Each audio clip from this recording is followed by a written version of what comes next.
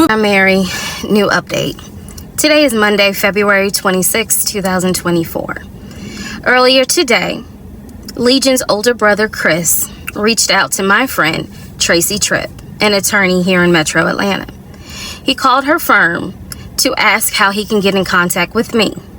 Tracy, being the friend that she is, basically had the attitude of, I don't know you. You're going to have to verify. Remember, trust, but verify. Chris did exactly that. On the phone, he verified, because I was on speakerphone when she called me, that he was in fact the older brother. I felt comfortable. I called him from my personal phone. I called him at 2:16 p.m. Eastern Standard Time. He and I spoke, and there were two things that he asked for me to clear up. Here it is. Number one, Legion's mother passed away first. His father passed away a few years later. It was at the father's funeral that Legion brought his ex-wife, and apparently there was an altercation of some kind between Legion and his older brother. They have not seen each other since the father's funeral. The information that I initially gave in my 50-part series was that they have not seen each other since the mother's funeral. So I want to clarify, they have not seen each other since the father's funeral.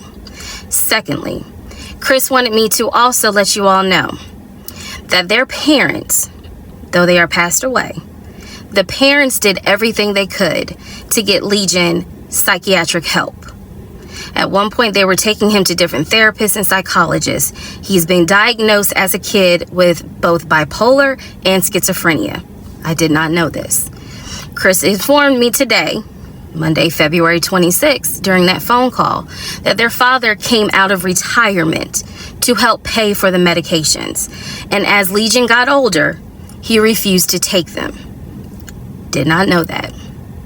I say all this to say that Chris gave me permission to go ahead and relay this message to everyone to clear up some things that were said in the 50-part series. He also had a message for me. He said, "We support you. The family is not mad at you. We've known how he is for years. You can expose that motherfucker." So thank you, Chris. I told him I would make this video to clarify exactly what he said. And he told me that if you or any friends know the family personally up in Philly, Chris has a message for you. The captain is loose. Apparently you all should know what that means if you know the family.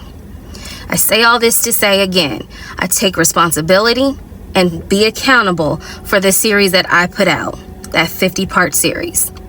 So if I said something that was incorrect, I have no issue making sure that I correct it as best I can.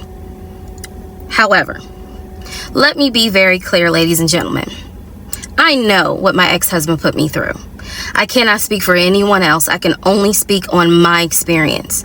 I realize that this story sounds absolutely outrageous, but it's true.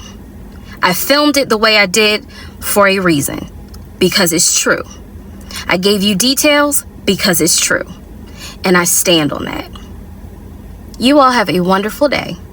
And last but not least, to Chris and Tracy, I thank you. Talk to you guys soon.